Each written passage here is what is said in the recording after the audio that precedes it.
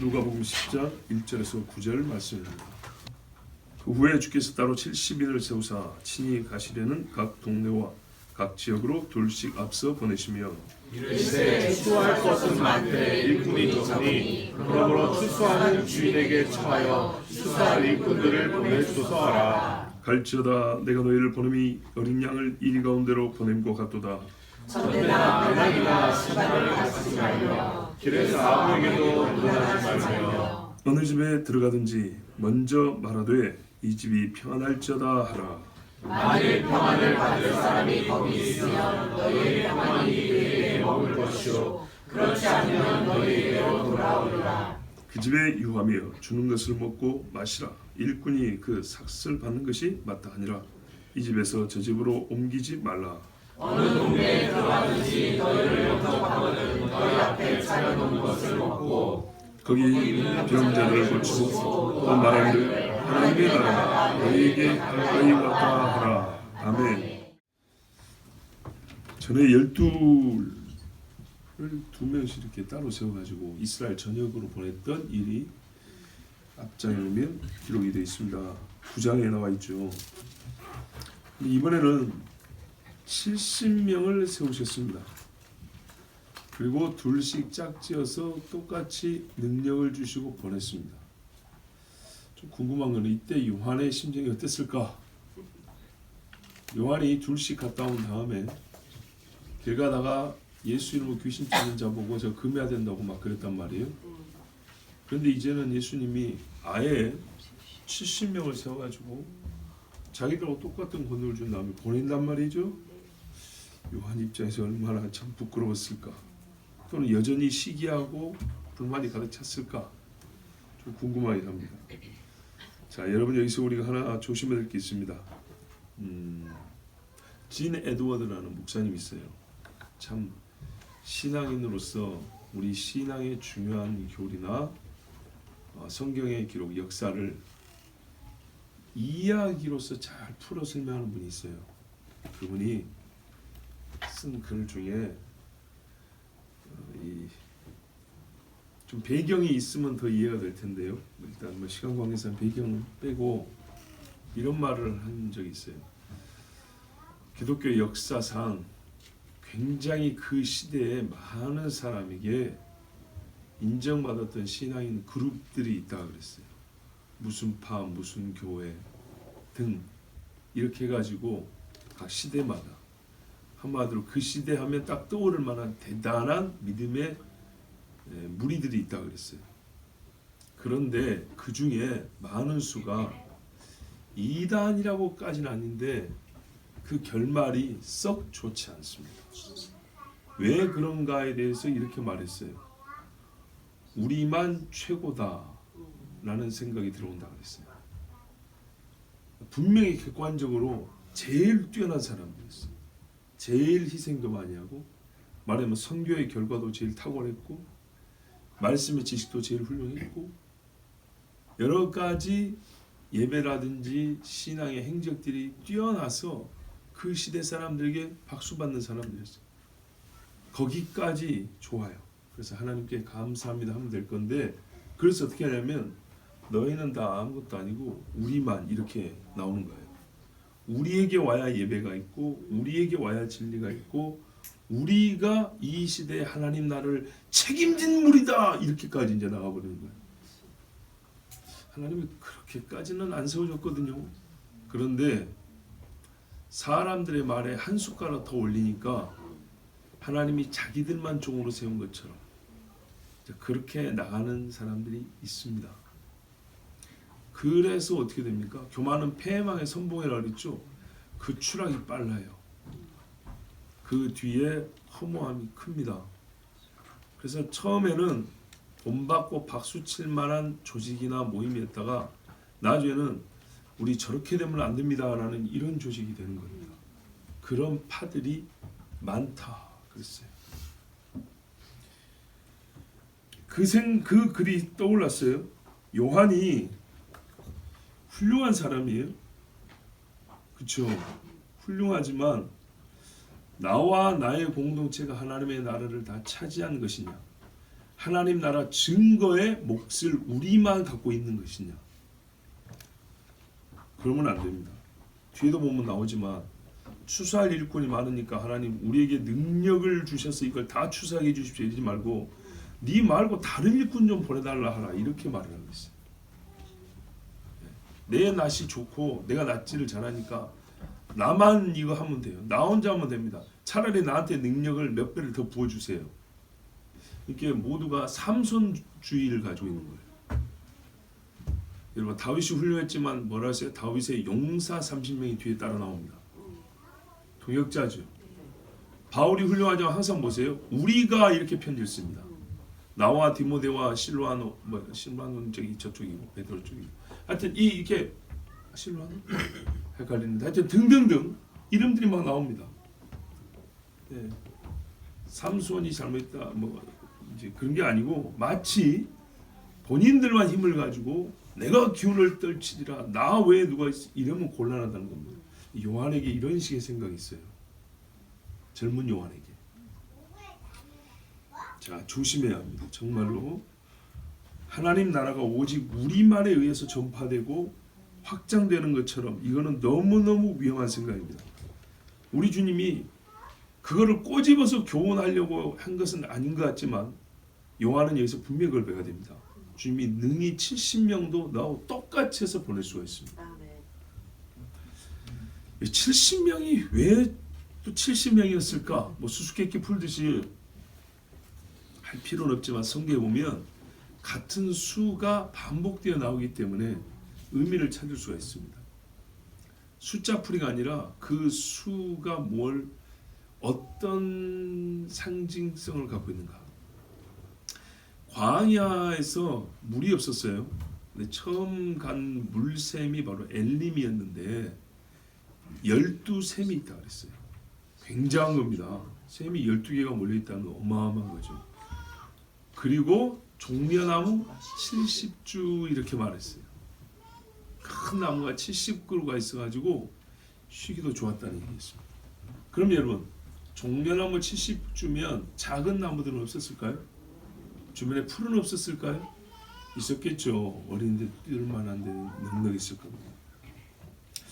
그리고 하나님이 시내산에서 이스라엘 백성을 모아주고 율법을 주셨어요. 그때 이스라엘 장로 70인이 세워졌습니다. 그렇죠? 근데 이 사람들이 어떤 일을 한지 아세요? 출애굽기에 보면 20장의 율법을 받아요. 이게 모세가 먼저 올라갔다가 율법 줄 때 올라오라 그래요. 2번 가요. 그 다음에 선포를 합니다. 피해 언약 선포를 해요. 그리고 또 올라가는데 누구랑 올라가냐면 이렇게 돼 있어요. 모세와 아론과 나답과 아비후와 이스라엘 장로 70인이 올라갔어. 나답과 아비후 이것들 불살라 죽은 자들이죠. 근데 아론의 첫째 둘째 아들이에요. 그래서 야들이 제사장 대표로 올라가게 된 거예요. 그러니까 조심해야 돼요. 한번 하늘의 은사를 맛보고도. 근데 하여튼 이때 장로 70인이 올라가는데 뭐라고 하냐면 이스라엘 하나님을 보니 그 발 아래에는 청옥을 편듯하고 하늘같이 청명하더라.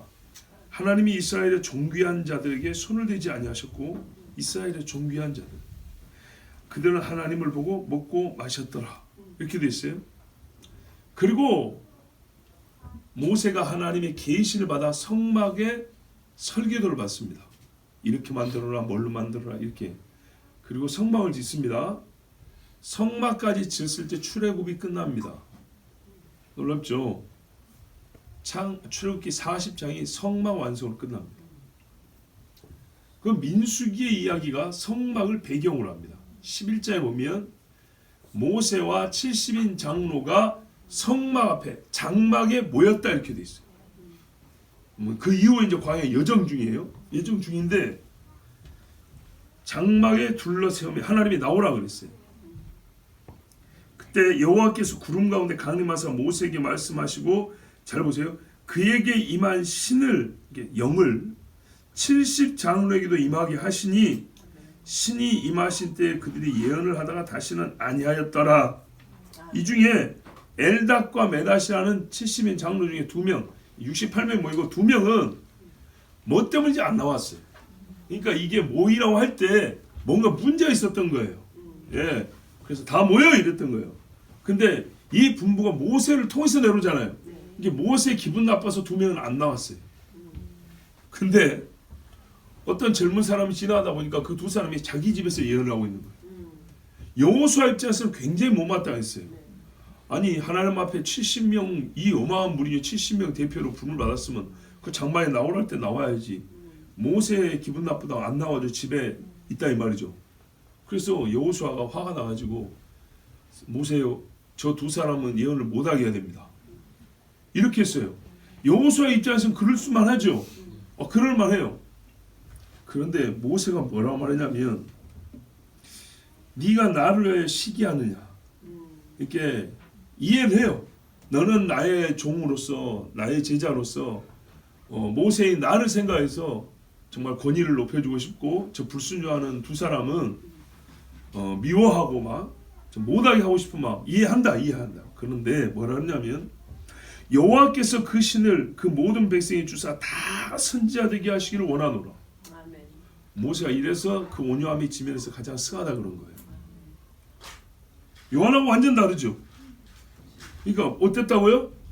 저 2사람은 나를 반대하는 사람이고 나 말을 듣기 싫었으면 안 나온 사람들인데 하나님이 이 영을 보서 예언하게 한 게 내가 한 게 아니고 하나님이 했다는 거죠.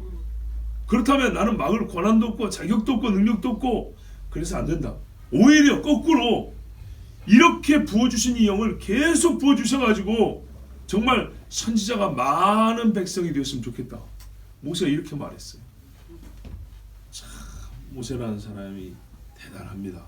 대단해요.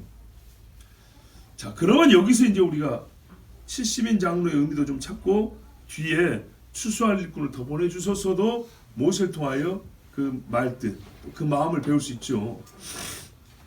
하나님이 70인 장로는 어떻게 세우냐면 모세가 말했어요. 다 선지자 되게 하기를 원하고 영을 부음받아서 예언하는 자 그렇게 돼 있죠. 또 70인 대표로서 하나님 앞에 가서 같이 보고 밥을 먹을 수 있는 자 이렇게 돼 있죠. 그러니까요. 모세는 아니에요. 그러나 모세와 함께 하나님의 영과 말씀으로 이스라엘을 다스리게 하려고 세운 사람들입니다. 그러면 신약에 와서 장로의 직분이 뭐예요? 맞죠? 영혼의 감독자는 예수님인데 그 영혼의 감독자의 직무를 함께 나누어 하자고 기름 부어 세운 자가 장로란 말이에요. 그래서 감독이라고 불렀단 말이죠. 이게 이 뿌리가 출애굽기 여기서 나오는 거예요. 마치 저기 산헤드린 가면 예수님을 재판했던 이스라엘 산헤드린 공회가 있어요. 여기 70명이에요. 그런데 예수님은 그런 사람들이 권위를 주고 사람의 생각으로 이스라엘을 다스리겠다는 형식만 70명이지 실제로는 모든 게 인간적인 그 산헤드린 공회가 아니고 진짜 하나님이 세워서 하나님의 나라를 위하여 본래 이 출애굽기 광야에서 세운 그 장로 70명처럼 쓸 사람으로 70명을 세운 거예요. 아멘. 이 소문이나 시대 70과 70을 생각했을 때 사람들은 광야 시대를 떠올렸을 것이고 누가 참 70인인가를 생각해 볼 수 있었겠죠. 이스라엘로 이스라엘 되게 하는데 이스라엘을 이스라엘로 장사하게 양육하는데 이 70인이 쓰였던 겁니다. 그러니까 지금도 이 70인이 하나님의 백성 되게 하는데 하나님의 자녀를 그 마음을 돌이키게 하는데 참 이스라엘 되게 하는데 이 70인이 쓰인 겁니다. 본래 목적과 의대로. 그래서 12과 같은 능력과 또 그 능력으로 행할 사역의 내용을 동일하게 부여받습니다. 모세가 그랬죠. 정확하게 나와 똑같다는 말은 안 했지만 자기가 선지자잖아요. 다 선지자 되게 하기를 원한다. 나와 똑같은 정도로 하나님과 친밀하고 하나님이 주신 직무를 감당해도 나는 내 거 나눌 때 생각 안 하고 같이 일하면 좋겠다 이렇게 말을 했었던 거예요. 자, 베드로가 나중에 보면 이렇게 말합니다.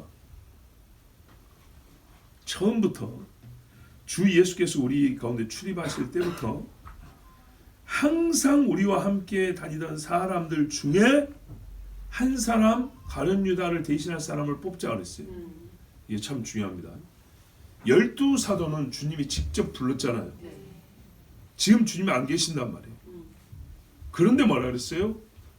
직접 부른 자가 아닌 그냥 여기 다닌 사람들 중에 우리와 똑같이 직접 부른 자가 되게 하자예요. 베드로가 그렇게 말한 거예요. 본래 사도의 자격이 예수님이 직접 부른 거라고요. 비오면 빈 대로 가야 되는데 베드로가 뭐라 하냐면 주님이 분명히 직접 부를 수가 없어요 이제는. 근데 우리가 제비를 뽑자 그런 거예요. 월권인가요? 그게 아니었어요. 그 말은 최소한 저 사람들이 우리처럼 주님이 직접 부르지 않았지만 직접 부름받은 우리처럼 뭔가 기본 바탕 조건이 같아야 되는데 그게 뭐냐면 주님이 출입할 때 항상 우리와 함께 다닌 자 그랬어요. 함께 다닌 자면 12에 들어올 수 있다 이런 말이죠. 이게 베드로가 말한 조건이었어요. 그러면 늘 함께 다닌 자는 있었다는 얘기죠. 바로 무슨 말이냐? 요 70명 중에 한 명 뽑았다 그 말입니다. 함께 다니던 무리 예수님이 70명 부르려고 자 저기 아무나 70명 좀 모아와라 이런 게 아니고 따라다니는 무리 중에 70명을 부른 거라고요. 그런데 그 사람 어떻게 해요? 사도가 아닌데 가룟 유다 대신 들어갈 자라고요. 그러면 요거 동등하죠. 그렇게 생각했던 거예요. 12명을 보낼 때 주님 주신 능력과 똑같은 걸 줘서 보냈기 때문에 그 중에 한 사람이라면 사도가 될 수 있다. 그러니까요 모세가 말한 거 비슷하잖아요. 내가 하나님을 대면하여 보는 자이긴 한데 저 70명에도 하나님이 나에게 주신 영을 똑같이 보여줬다는 거죠. 잠시지만 나는 그런데 어떻게 원한다고요? 나는 저 사람이 항상 그래서 나처럼 이렇게 사역을 같이 했으면 좋겠다 이런 마음을 가졌다는 얘기입니다. 그리고 사도들이 120명의 성도와 함께 마가의 딸을 빠서 기도했다 그랬어요. 그 120명 중에 이 70명이 들어갔을까 안 들어갔을까? 그렇죠. 이제 그 사람이 그 사람인지 알겠죠. 그리고 여러분 사도행전을 보면 사도들이 함께 다니는 사람들 이름이 여러 명 거론돼요. 헬라 세계를 전도해 가지고 거기서 나온 제자들 말고 유대인들이 있어요. 유대인들의 이름들이 더 나와요. 여러분 이 사람들이 난데없이 나타난 사람들이 아니고 바로 요 70인 같이 사역했던 사람들, 같이 예수님을 계속 따라했던 사람들, 그 중에 상당수가 그 사도행전에 이렇게 말하는 거지만 제2의 주인공들. 12사도가 1주인공, 뭐 바울이 1주인공이라면 사도는 아니지만은 예수님이 살아생전 사역할 때 함께 다니던 요 70인 무리들, 요런 사람들이 사도행전에 함께 예루살렘 교회를 세우고 선교를 나왔던 주축들이었다 이런 말입니다. 자, 요 70명 적은 수인가요? 아니죠. 70명 이상이 따라다녔어요. 예. 그래서 밖에서 보기에는 이렇게 요즘 같은 시국에 용어도 잘 선택해야 되는데 뭐 옛날부터 쓰는 용어니까 로마의 봉기를 하여 반란 일으키는 것인가? 이렇게 고발하기 딱 좋았어요. 예수님 따르는 사람이 많으니까. 자, 근데 이 사람들 어떤 사람이냐? 항상 주님을 따라다니는 사람들이 있어요. 그리고 지금 보세요. 믿음이 어느 정도냐? 분부 한 마리에 당장 파송이 되는 사람들이 있어요. 당장. 이 앞에 뭔 일이 있어요? 이 무리들이 있으니까 거기 끼고 싶어가지고 선생님 저도 같이 따라다니고 싶은데 오늘 설교 듣는 게 어렵다는 얘기가 아니고 계속 따라다니는 문제였어요. 계속 따라 싶은데 아직 집에 좀 할 일이 있었고 그거 마치고 올까요? 이렇게 말했어요. 여러분 1시간 예배에 그렇게 사정할 일이 없거든요. 계속 따라하시면. 그러니까 만약에 그 사람들도 정말로 주님을 따라가기로 작정했다면 혹시 들어왔을 수도 있는데요. 이 차이입니다. 간혹 주님 보러 가는 거하고 늘 주님과 동행하고 따라다니는 거하고는 이렇게 많이 차이가 납니다. 이 70명 설교들로 오고 떡 얻어 먹으러 오는 그런 사람들이 아닙니다. 제자요 예수님의 대사로서 지금 당장 가라 하면 갈 수 있는 사람들. 이런 사람이 예수님 앞에 70명 이상이 있었습니다. 여러분 예수님이 말씀 전할 때 안 믿는 사람도 많고 배척하는 사람도 많았지만은 이렇게 겨자씨 같은 말씀이 이렇게 자라가지고 또 누룩이 그 가루를 부풀게 해서 이렇게 많은 사람이 예수님을 전적으로 가라 하면 갈 정도로. 근데 얼마나 어려운 데냐면 이리 때 가운데 양을 보낸 것 같은 그런 어려운 일인데도 불구하고 지금 당장 가 하면 가는 사람이 70명 있었다는 거예요. 이야, 우리 교회 한번 생각해 봅시다. 권사님 지금 가 하면 가시겠어요? 좋습니다. 예수님이 이 70명을 어디로 보냈냐면 본인이 친히 가시려는 동네와 성에 보냈다 했습니다. 여기서 의문이 생겼어요. 여러분 얼마 전에 사마리아 지나왔잖아요. 사마리아를 통과해 가려고 하는데 사람들이 막 이번엔 예루살렘 가니까 안 돼 막 성질 내니까 아마 약간 우회했을 겁니다. 그러나 어쨌건 사마리아 근처죠. 이스라엘이 무슨 뭐 미국만한 큽니까? 사마리아라고 예루살렘 거리가 얼마 될까요? 지도를 꺼보면 이건 50km도 안 나오는 거리던데. 사마리아 변경 끄트머리하고 예루살렘 근데요. 이제 길을 따라가면 꼬불꼬불하니까 한 7-80km 됩니다. 자, 7-80km에 70명을 2명씩이니까 몇 조로 나누죠? 35조죠. 그러면 35개 마을이나 성, 동네를 보냈다 이 말입니다. 근데 여러분 80km 잡고 아무리 걸음을 천천히 걸어도 하루에 20km 걷습니다. 4일이면 예루살렘 가고도 남습니다. 젊은 남자들. 그쵸? 군장 메고 30km 뛰어요. 그러면은 거의 맨몸인데 나흘이면은 예루살렘 가고도 남아요. 근데 35개 마을이나 동네를 거치려면 어떻게 해야 돼요? 오히려 천천히 가야 돼요. 그쵸? 4일이 아니라 40일 잡고 가야 되는 거죠. 쉽게 말하면 그죠? 일부러 주님이 천천히 좀 과장을 하자면 예루살렘까지 가는 길에 있는 모든 동네가 다 들리겠다고 이런 작전을 하고 지금 가시는 거예요. 그러지 않고 80km 하는데 35개나 들릴 일이 어디가 있어요. 그 자체가 피곤해져. 무지무지하게 피곤하겠죠. 그런데 주님이 그 짧은 거리지만은 이리 가고 지그재그 하면서 먼 동네를 다 들겠다라는 정말 마지막 예루살렘 여정에서 최후까지 하나님 나라 증거를 성실히 최선을 다해서 하겠다는 예수님의 심정을 알 수가 있어요. 그리고 이때가 아니면 이 제자들을 훈련할 수 있는 기회도 없어요 이제. 자, 그래서 이제 보냈습니다.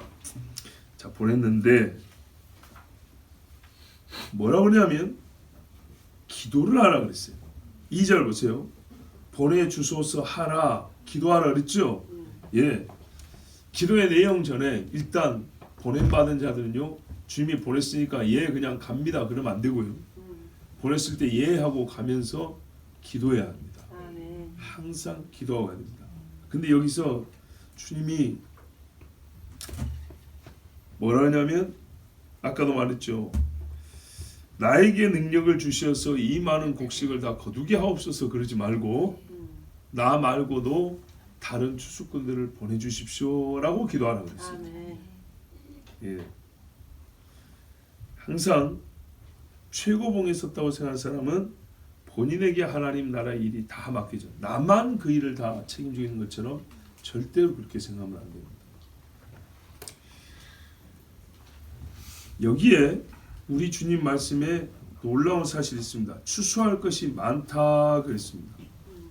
그런데 추수할 일꾼은 적다 그랬습니다. 그렇죠? 항상 그렇습니다. 예수님 당시에 우리가 알기로는 의외로 예수님 믿는 사람 많지 않았습니다. 그럼에도 불구하고 추수할 사람보다는 추수할 곡식이 더 많다 그랬습니다.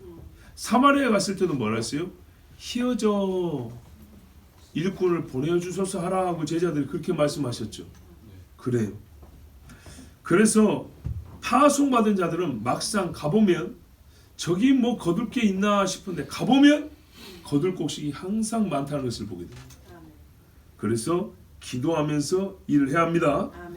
주님이 갈지어다 내가 너희를 보냄이 어린 양을 이리 가운데로 보낸 것 같다 그랬습니다. 참 오늘 재밌고 의문이 많이 드는 말씀들이에요. 뭐 이방인에게로 가는 바울도 아니고, 그죠? 자칭 우상 숭배자들에게 보낸 것도 아니고 유대인들에게 보내는 거 아닙니까? 하나님을 안다는 사람들에게. 근데 그거 다 큰 양도 아니고 새끼 양을 이리 가운데 보낸 것 같다니. 이거는 뭐 가자마자 잡아먹히는 그런 상황이죠. 무지하게 위험한 이야기입니다. 이거는 위험한 일이라는 겁니다. 유대인이 유대인에게 복음을 전하는 것이 얼마나 위험한가 했더니 새끼 양이 일이 때 가운데 들어가는 것다 그랬습니다.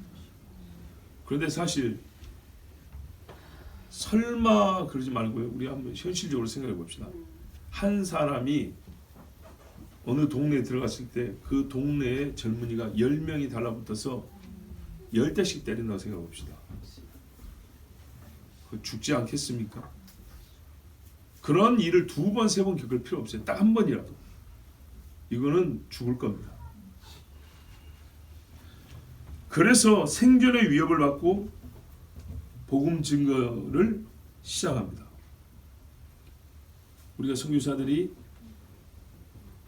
그리스도를 대적하는 곳에 들어갔을 때 이만한 위험이 따른다는 것을 각오해야 되고, 우리는 그것을 알고 정말 기도해 주어야 합니다. 사탄은요, 복음 증거자를 위하여 이리떼를 준비해 놓았습니다. 어울리지 않게 우리 주님은 양들을 키우십니다. 참. 양을 키워갖고 이리떼 보낸다고요. 그리스도인을 묘사하는 말들이 많은데, 복음 증거자로서 그리스도인은요, 새끼 양과 같답니다. 아시겠죠? 그리스도인들을 여러 가지 국면에서 묘사하는데, 이렇게 그리스도를 대적하는 사람들이 있는 곳에 증인으로 보낼 때는 그들의 입장이 칼을 든 병사나 뭐 이런 것보다도 첫 번째로 어린 양 한 마리에 불과하다. 그렇게 위험하고 약한 처지라는 것. 그래서 여러분, 보낸 교회들은 말씀에 근거하여 우리가 무엇을 기도해야 될지를 배워야 됩니다. 네. 마귀는 이리떼를 준비해놓고 들어와봐 그러는데, 양 한 마리가 새끼가 암매 하면서 그 길을 뚫고 들어가야 되는 거예요. 뚫고. 목숨을 걸어야 하는 위험한 일입니다. 그러나 여러분, 십자가 없이 구원이 없듯이 생명을 걸지 않고 영혼을 얻지 못합니다. 이런 사명감과 의식을 갖고 선교사가 가야 되는 거예요. 진짜 그런 선교사는 우리가요, 눈물로 보냈고 박수치며 격려하며 땀 흘려 기도하는 거, 그렇죠? 우리 먹을 양식을 나눠주는 것이 마땅합니다. 이 여행은 긴 여행은 아니었어요. 그래서 주님이 전대나 배낭이나 신발 가지지 말고 길에서 인사도 하지 마라, 이렇게 말을 했어요. 이 말을 매사에 적용하기 좀 어렵습니다. 왜냐하면 바울과 바나바가 사역할 때도 마가가 따르면서 짐보따리 치고 다녔단 말이에요. 그죠? 좀 다릅니다. 여기 왜냐하면 지근거리예요. 이게 어떻게 이해해야 되냐면, 이 말씀을 예수님이 짧은 거리에 단시간에 즉시로 급하게 시킨 일이에요. 이해되셨죠? 자, 봐보세요. 군인들 중에 말을 타고 직무를 수행하는 자들이 많은데 장거리 기마병이 있고요, 파발이 있어요. 그죠? 파발에게 중갑을 입힐 수 있나요? 얘 직무는 뭐예요? 빨리 가서 소식을 전하는 거죠. 그죠? 얘한테 파발인데 한 열흘 달려갈 길을 맡길 수 있나요? 그건 어렵습니다. 빨리 여기서부터 여기까지, 여기서부터 저까지 이렇게 서로 바톤 터치해가면서 빨리 가는 것. 그리고 중요한 소식을 매우 긴급한 메시지를 전하는 것. 이게 파발의 역할이라고요. 이해되죠? 장거리 행군해가지고 정복하는 군인들하고 다르다고요. 똑같은 말을 타도. 지금 무슨 상황이냐? 요나처럼 저기 가라, 그 말이 아니고 바로 이 앞에 내가 내일 갈 동네들, 몇 시간 후에 갈 동네들을 지금 가는 거예요. 그러니까 어떻게 하라고요? 쓸데없는 데 신경 쓰지 말아라 그럽니다. 지금은 딱히 그 사명 간다 하면 제가 준비를 좀 해야죠. 안 해도 된다니까. 주님 주신 사명인데 똑바로 하려면 준비를 열심히 해야 됩니다. 근데 무슨 말이냐면요, 지금 내가 너에게 맡긴 사명의 성질을 잘 알아야 돼. 이거는 시급성을 요하는 사역이라는 거예요. 시급성. 아시겠죠? 장거리 레이스를 하는 사역이 아니고 지금 보낸 이 사역은 빨리 가서 말하는 것이 핵심의 사역인 거예요. 그래서 이런 것들을 가지지 말고 하지 마라 그 말입니다. 자, 봐보세요 여러분. 저기 유다에서 올라온 그 선지자 하나 있었죠. 그 저기 막 여로보암이 금송아지 만들 때 얼마나 급합니까? 사실은 그게 완성되기 전에 가야 되는 거예요. 백성들이 거기 대가리 받기 전에 가야 되는 거예요. 딱 가가지고 여기서 멈추시오 이래야 되는 거라요. 그래서 하나님 말씀, 야 빨리 달려가고 그 사람들은 아는 척할 시간도 없어. 빨리 가서 외쳐 이랬다 그 말이에요. 그리고 이게 그만큼 시급하고 중요하다는 것을 일반 사람들은 하나님하고 직접 들은 게 없어 모르잖아요. 너의 태도와 자세를 보고 아 급하구나 중요한 거구나 이걸 알 수 있는 거죠. 우리가 어떻게 해요? 얼굴 표정 보면 아 화장실이 굉장히 급하구나 알 수 있죠. 그런 것처럼 이 선지자가 여로보암이 있는 곳에 베델까지 올라가고 내려가는 이 발걸음만 봐도 아 이게 얼마나 시급하고 중요한지를 알 수 있도록, 그래서 누가 밥 준다 해도 먹지 말고 내려오고 아는 척하지 말고 내려오고 빨리 갔다 오라고 이렇게 말했던 거예요. 근데 이 선지자 어떻게 해요? 내가 하나님의 사람인데 이리 와서 우리 좀 같이 있다가, 그러니까는 거기 들어가 버렸죠. 그 자체가 뭐예요? 이 메시지가 그의 발걸음도 메시지가 들리는 것이었는데 메시지 온전함이 상실되는 거예요. 이제 그런 케이스입니다. 예. 그래서 여기서는 시간을 지체하지 말고 조금이라도 소위 한국식으로 어디서 노닥거리면 사명을 수행하지 못하는 그런 류의 일이기 때문에 빨리 가라 그랬어요. 그래서 사람들을 붙들고 이야기하고 이러지 말라고. 그게 또 하다 보면 마귀는 어떻게 해요? 이런 것으로 그 마음을 꼬드기겠죠. 자, 어느 집에 들어가든지 자 방문하여 전도하는 방식이었어요. 아무데나 막 흩뿌리는 것이 아니었고요. 그 동네에 들어서 한 집을 정해서 일하는 그런 식이었어요. 먼저 인사를 했어요. 길에서 아까 하지 말았는데, 그러니까요 시급하니까. 근데 이제 도착해서는 그 일을 함에 있어서 한 집을 잡고 거기서 거점을 두고 사역을 하기 때문에 한 집에 와서 먼저 주의 이름으로 문안 인사라고 평안하라 이렇게 외치라 했어요. 5절이죠. 이 집이 평안할지어다. 복음을 전하는 대상을 만났을 때는요 우리가 먼저 진심으로 평안의 인사를 해야 한다. 오늘 아침에 우리가 성령의 열매 중에 자비를 들었어요. 자비. 우리가 번역어이기 때문에 그 본뜻이 구분이 잘 안 되는데 보통의 자비는 불쌍히 여기는 것, 죄 지은 자를 불쌍해서 우리가 그를 용서하고 싶은 마음, 이런 것들이잖아요. 근데 이 자비는 뭐냐면 정중하고 예의 바름이었어요.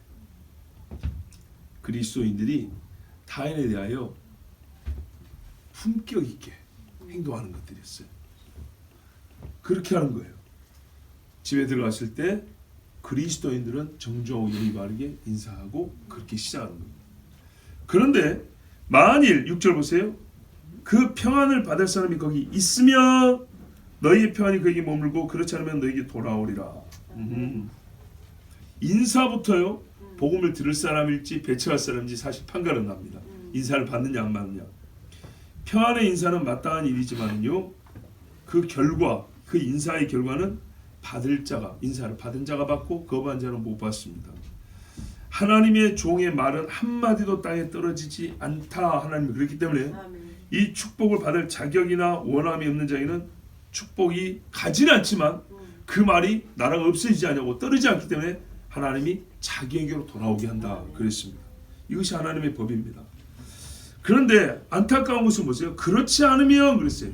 자, 집에 지금은 독거인이 많지만 옛날에는 다 대가족이란 말이죠. 어찌 한 사람도 복음을 들을 사람이 없을 수가 있을까요? 안타깝죠. 노아집 같이 다 듣는 집이 있는가 하면, 저기 간수집처럼 하룻밤에 다 세례받는 집이 있는가 하면, 여러 한 10명 이상이 살아도 단 한 사람도 복음을 듣지 않는 집도 있습니다. 고넬료는 주의 종 베드로를 청하여 들었지만 어떤 집은 종이 찾아가도 박대하고 아무도 받아들이지 않는 집도 있습니다. 이때 있으리라 했기 때문에 하나님의 종들이 낙담할 필요는 없지만 그 집은 분명 복이 없습니다. 이제 받아들인 집을 어떻게 하냐? 7절에 그 집에 유하며 주는 것을 먹고 마시라. 일꾼이 그 삭슬 받는 것이 마땅하니라. 이 집에서 저 집으로 옮기지 말라 그랬어요. 자, 영접하는 자는 복음을 듣고 끝나지 않고 이 종들이 외부 사람으로 왔지 않습니까? 보니 아무것도 없어요. 그래서 어떻게 하냐? 자기 집에 머물게 한다. 주님이 약속한 거예요. 그러니까는 뭐 준비할 필요가 없다 했어요. 굶어라 이 말이 아니고요. 준비해 주신다는 거였어요. 먹을 것과 쉴 곳을 마련해 주는 사람이 반드시 있다는 겁니다. 이것도 주님의 약속입니다. 예. 그리고 여기 보면 일꾼이 그 삭슬 받는 것이 마땅하니라. 신명기에 나온 말이죠. 바울도 나중에 이 이야기를 또 씁니다. 우리 주님도 그 말씀했고 전에 한번 설교했던 것 같은데 어떤 사람들은요 요즘 목회자들을 보고 이렇게 폄훼하며 많은 사람이 있습니다. 싹군 입에 이런 말을 달고 사는 사람이 있습니다. 이 말은 사례받고 일하는 종들을 굉장히 천하게 만드는 말입니다. 여기 보세요. 낯선 종들이 왔는데 무명한 사람들이요. 70인 중에 2명이 온 거 아닙니까? 그 사람들을 자기 집에 머물러 자게 하고 먹게 하고 씻게 하고 하는 이런 사람이 있다. 이게 맞다고 주님이 말했는데 이게 복받을 자매 말했는데 그 사람은 자기 집에 올라가고 물 한 잔도 안 주면서 말은 어떻게 해요? 싹군 이러고 있다고요. 자기는 뭘 했죠? 어떤 사람이죠 본인은? 선지자 이름으로 물 한 그릇 쓰면 선지자의 복을 받는다는데 그 싹군 하는 사람들은 과연 물 한 잔이나 주는 사람일까요? 그런데 되게 깨어있는 사람처럼 다른 사람들이는 말이죠. 비판적인 말을 많이 하겠죠. 깨어있는 것이 아니고요. 깨져야 될 사람이에요.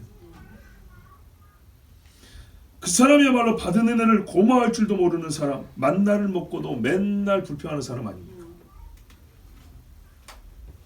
어느 동네에 들어가든 너희를 영접하거든. 자 이제 분명히 영접하는 그 사람이 너희 앞에 차려놓은 것을 먹고 주는 것을 먹으라 합니다. 이제 이거는 종들의 자세입니다.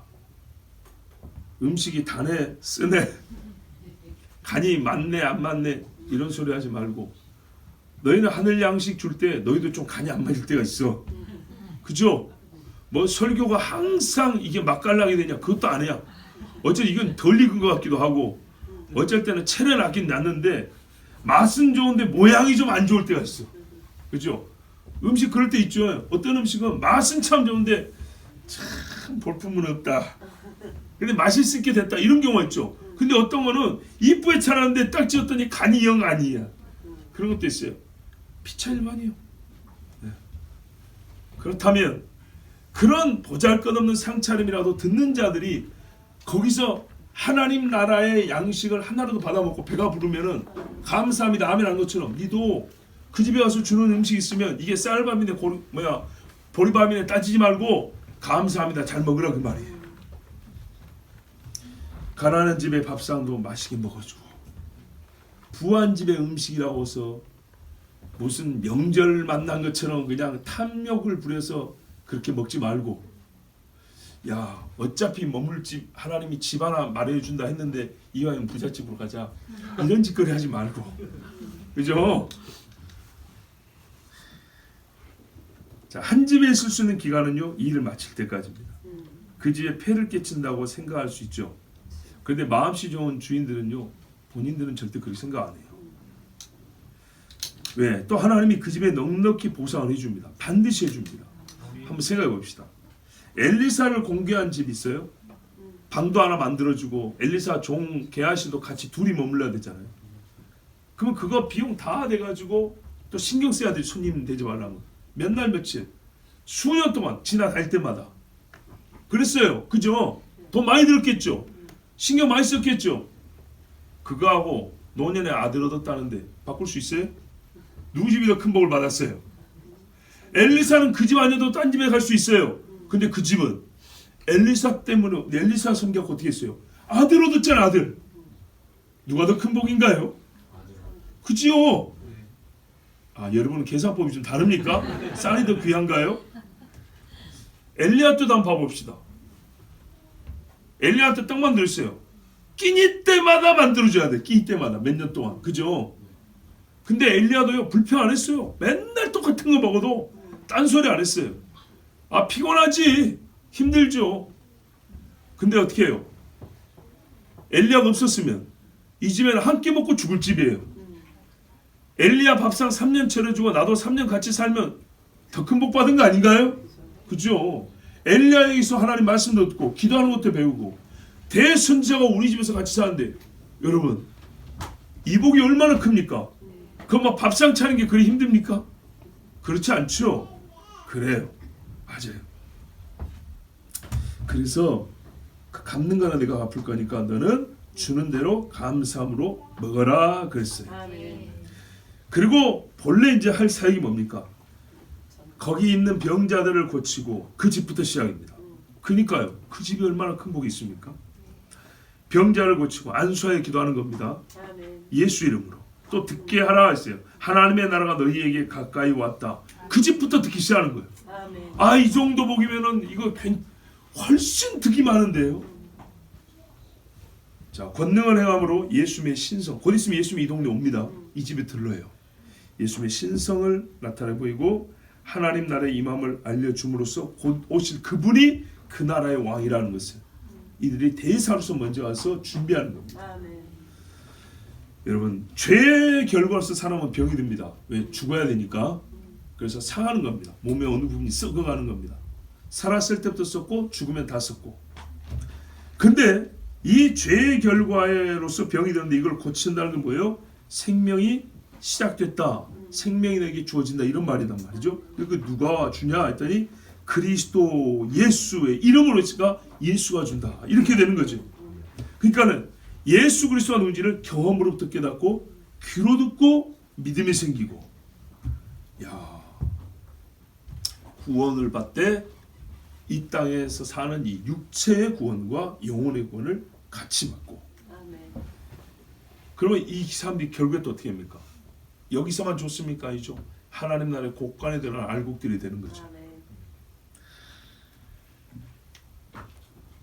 이러한 일을 70인이 하였습니다. 그리고 그 사이의 결과가 얼마나 놀라운지 우리 다음에 보겠지만 주여 주의 이름으로 귀신이 떠나더이다. 자기들도 생각도 못했던 일이 했던 거예요. 이미 이륙했어요. 막 병도 고쳐지고 우리가 저 12명하고 똑같았어요. 와. 그래, 주님이 또 그 다음에 뭐라면 그래 잘했다 그랬죠. 그러면서 뭐냐면 그것도 기쁜 일인데 너희 이름이 주의 생명체 하나님의 책에 기록된 것을 기뻐하라 그랬죠. 그러니까 여러분 이게 중요한 거예요. 봐보세요. 마태복음 24장 저 뒤에 가면 뭐라 했어요? 예수 이름으로 이런 일을 했다는 거 아닙니까? 했는데 내가 모르는 사람이라고 그랬어요. 그렇게 제가 여러분에 말씀드렸잖아요. 그거 하나님 나라 일 아니냐고. 요 보세요. 하나님 나라 일이잖아요. 이렇게 했는데 모른다는 게 기가 막힐 일이죠. 근데 이렇게 똑같이 했는데 주님이 이 사람들은 너희 이름의 생명책에 기록됐다 했잖아요. 근데 이렇게 했는데 기록이 안 된 놈들이 있다는 거 아니에요. 그러니까 이거 얼마나 사람이 진짜 미칠 일이 아닙니까? 그죠? 막상 갔는데 저쪽이라 하면 어쩔 거야 이제. 그러니까 이런 말씀을 잘 봐야 돼요. 뒤에 끄트머리 볼게요. 이 과정 하나하나를 보라고요. 이런 하나하나 말에 순종하는 사람이어야 되는 거예요. 자세와 태도가. 예? 자, 근데 오늘날 이 두 가지 사역이 있죠. 병자를 예수님으로 고친다와 하나님 나라가 가까이 왔다. 이 두 사역이 공존하는 것, 같이 있는 것을 부정하는 사람도 있어요. 말하자면 기적만 생각하고 하나님 나라는 잘 몰라요. 또 고상하게 하나님 나라가 말이지 이러면서 저 광신자들 저거 신비주의야 저거. 오늘날 성령은 저렇게 역사 안 해. 이런 사람들 있죠? 둘 중에 하나만 택한 사람이 있어요. 길게 말 안 합니다. 70인과 다른 사람들이. 그러니까 불법을 행하는 사람들이라고 볼 수도 있어요. 그죠? 그러면 보세요. 이 70은 누가 보냈죠? 주님이 보냈죠. 70인과 다르다는 말은 70인처럼 주님이 보낸 자들이 아니란 얘기가 되는 거예요. 분명히 70인이라면 주님이 보낸 자라면 주님 하신 말씀 그대로 말하고 그대로 믿어야 되는 거예요. 그렇죠? 만약에 능력이 부족하면 나는 병이 잘 안 고쳐지더라. 그러면 그냥 시인하면 돼요. 네. 항상 성공하는 거 아니거든요. 제자들 보세요. 12명 갔다 올 때는 잘 됐죠. 근데 예수님 변화산 활동을 했어요? 못했어요? 망신을 당해도 그냥 톡톡이 당했죠. 그럴 수도 있는 거예요. 믿음이 작아서 꾸지람도 좀 들을 수 있는 거예요. 잘한 건 아니지만 부끄럽지만 있을 수 있는 일이에요. 그럼 어떻게 해요? 하나님, 저 능력이 없습니다. 능력 좀 주십시오. 아니, 기도해야지. 그죠? 믿음이 작으면 기도하여 키울 것이고 지식이 부족하면 기도하면서 가르쳐달라 할 것이고 이러면 될 건데 내가 못하니까 저건 없는 거야. 부정해버려요. 내가 싫으니까 저거는 믿으면 안 돼. 이렇게 가버려요. 나밖에 없다고 말하는 거나 내가 못하니까 저것도 못하는 거다. 이거나 별말 다를 바가 없는 자세입니다. 분명히 그런 사람들은 보낸 이가 다릅니다. 예수님은 그런 사람 안 보냈습니다. 주님은 70인이 머무르는 성에 이제 다 들으셨습니다. 분명했죠. 친히 가시려는 성읍에 먼저 보냈다 했어요. 그러면 여러분 이 거리 중에 앞에 있는 데는 예수님이 내일이면 오실 수도 있겠죠. 멀리 있는 데는 예수님이 좀 나중에 올 수도 있겠죠. 그런데요, 그럴 수도 있는데 성경을 보니까 70인이 사역을 마치고 돌아올 때까지 예수님이 출발을 안 하신 거예요. 뒤에 보면 그래서 70인이 돌아와 이렇게 돼 있죠. 그런 식으로 사역을 했습니다. 이거는 그러니까 진행 과정을 좀 말씀드린 거고. 자. 좋다. 그래. 자, 분명한 것은 주님의 얼굴을 보기 전에 이 마을 사람들이 주의 종들의 얼굴을 먼저 봤다는 겁니다. 주의 음성을 직접 듣기 전에 주의 종들의 목소리를 먼저 들었습니다. 주님이 와서 일할 걸 보기 전에 똑같은 방식으로 먼저 일하는 자들을 본 겁니다. 주님이 와서 일할 결과를 이 사람들 중에서 똑같은 것을 먼저 본 겁니다. 똑같은 거. 16절 한번 먼저 볼까요, 우리가? 16절 보면 이렇게 돼 있어요. 너희 말을 듣는 자는 곧 내 말을 듣는 것이요 너희를 저버리는 자는 곧 나를 저버리는 것이요 나를 저버리는 자는 나 보내신 이를 저버리는 것이라 하시니라. 아멘. 주님이 시킨 대로 그대로 하는 사람들은 예수님이요 자기와 동일시해 주지만 주님이 말한 것을 안 믿고 딴소리하는 사람들 보낸 이가 다르죠. 그러니까 나하고 너희는 완전히 다르다 이렇게 주님 말씀하십니다. 그들이 불법을 행하는 자들입니다. 그래서 이제 주님이 이 마을들을 하나하나 찾아가셨을 때 분명히 어떻게 해요? 제자들을 영접한 마을이나 집은 주님을 영접하고 주님의 말씀을 분명히 듣습니다. 주님이 16절에 결론을 그렇게 내놨지 않습니까? 예수님을 배척한 집은 전에 제자들이 왔을 때도 배척한 집입니다. 나는 주님 얼굴 보면 믿을 수 있어. 근데 저 목사들 얼굴 보면 못 믿겠어. 주님 얼굴 보면 믿을 것 같아요? 절대 못 믿습니다. 여러분, 우리 예수님이 뭔 이야기했습니까? 부자와 나사로하고 죽었죠. 부자가 지옥 가가지고 불 속에 있는데 자기 형제들 생각이 나가지고 우리가 가는 지옥 간 사람들이 그 고통 중에 아직 안 죽은 일가 친척 형제들을 생각한다는 겁니다.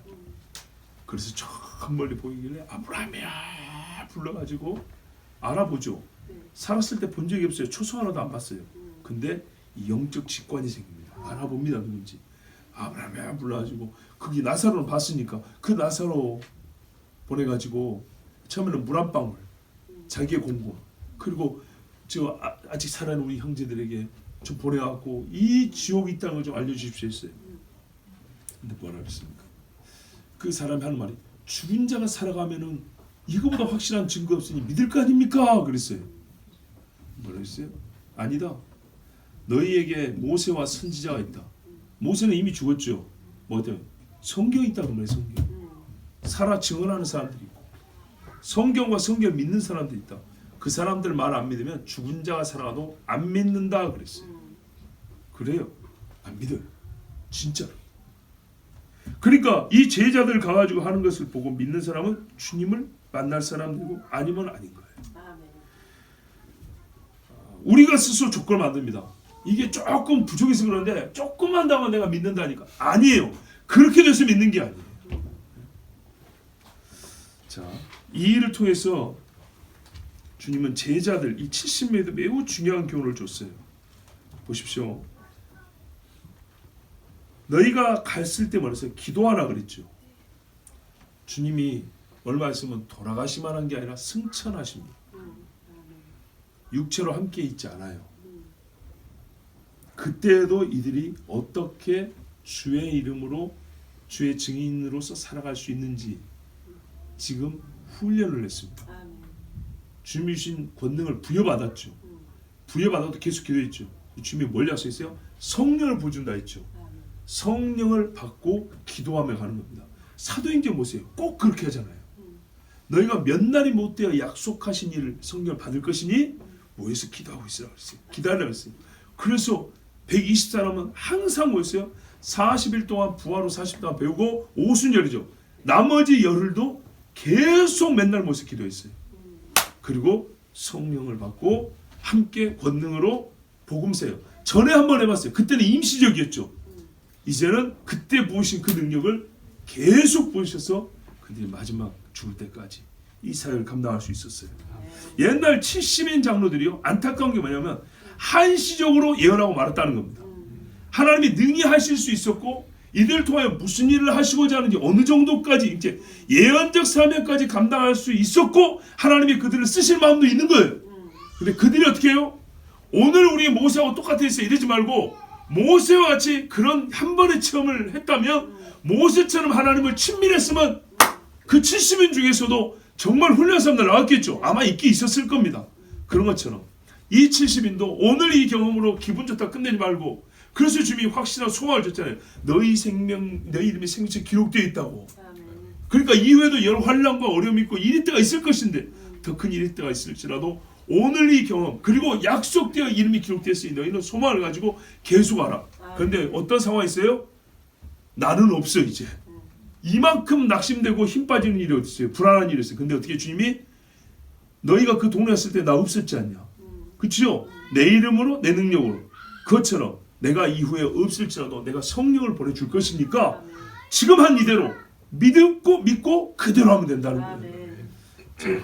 이래서 이 사역을 통하여서 제자들은 주님의 증인으로서 사역한다는 것이 그 내용도 배웠어요. 병을 고치며 하나님 나라를 선포했다. 그리고 더 큰 박해와 고난도 견뎌낼 힘을 얻었고요. 그리고 자신들의 사역이 주님이 친히 정의를 내리셨죠. 아, 우리가 주님의 대리자구나. 네, 우리가 주님의 사자구나.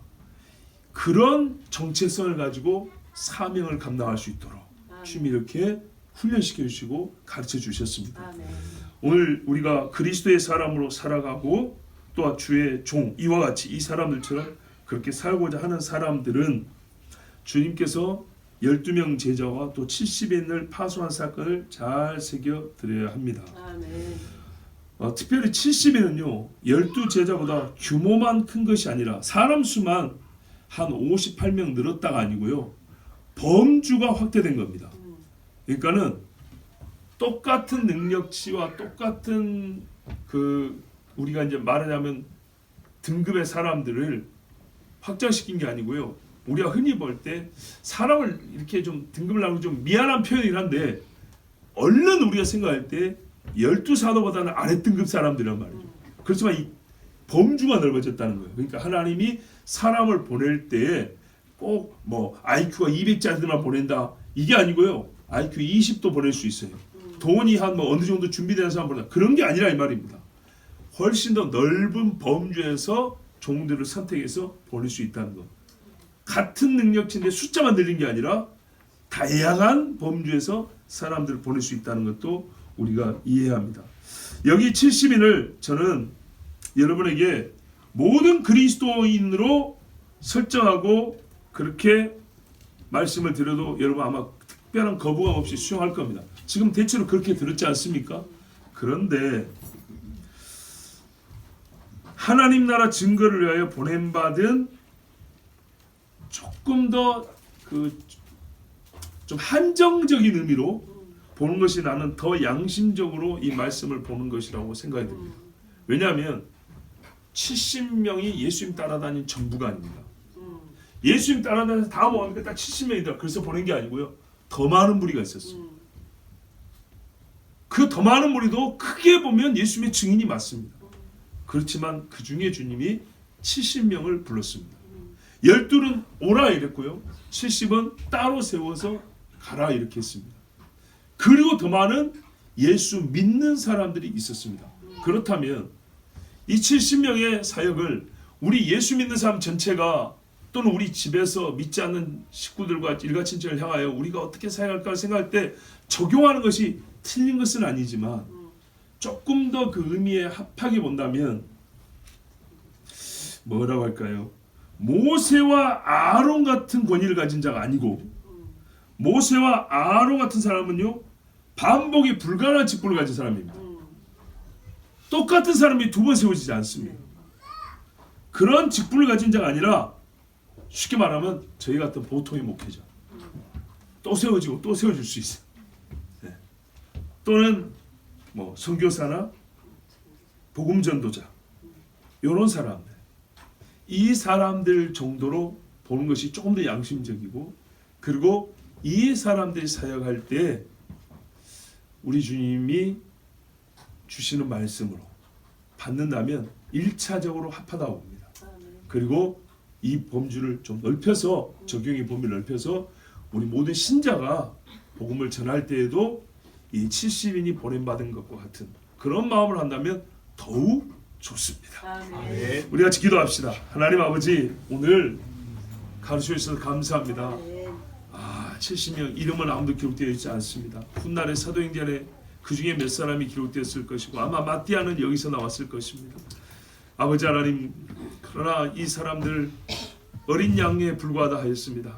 주님께서 큰 능력을 주셔도 마귀가 준비한 세상은 이리 때와 같고 예수님이 보낸 자는 어린 양과 같다 했습니다. 그런데 주님이 어떻게 했습니까? 내가 너와 함께한다 하였으니 어린 양이라도 이리 때를 뚫고 들어가고 그 이리 때 중에서 하나님 나라를 세워갑니다. 놀랍습니다 아버지.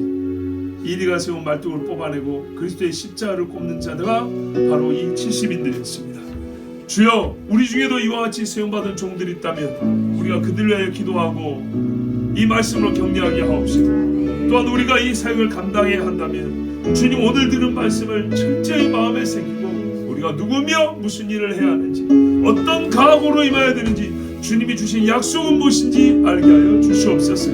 예 주님 지금도 가라 하면 갈 70인이 준비된 교회가 되고 싶습니다. 이 마지막 때에 주께서 세상을 향하여 열방을 향하여 가라 하고 손들어보라 했을 때 70명의 몇 곡제나 나올 수 있는 교회가 되게 하옵소서. 우리 주 한번 기도합니다. 주여